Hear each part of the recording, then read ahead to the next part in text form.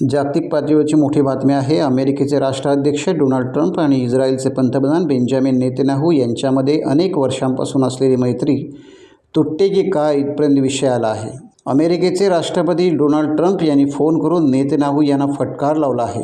यावेळी ट्रम्प यांनी लेबनॉनवर इस्रायली हल्ल्याबद्दल राग व्यक्त केला आहे. यावेळी इराणसोबत सुरू असलेली चर्चा धोकादायक होऊ शकते. रिपोर्टनुसार हिजबुल्लाच्या विरोधात सुरू असलेले हल्ले तात्काळ थांबवायचे ट्रम्प यांनी नेतन्याहू यांना सांगत वेडा म्हटले आहे. त्यांनी असेही सांगितले की नेतन्याहू यांनी हे समजून घ्यावे की त्यांना कारागृहात जाण्यापासून मी वाचविले, त्यामुळे त्यांनी माझे ऋण मानले पाहिजेत. मीडिया आउटलेट एक्सिओसच्या एका अमेरिकन अधिकाऱ्याने सांगितले की नेतन्याहूला कॉल केल्यानंतर ट्रम्प यांनी सांगितले की तुम्ही अगदीच वेडे आहात. जर मी नसतो तर तुम्ही आतापर्यंत कारागृहात असता. मी तुमचा जीव वाचवित आहे. आता प्रत्येक तुमच्या विरोधात आहे. तुमच्या कारणानेच सर्व इस्रायलविषयी राग व्यक्त करीत आहेत.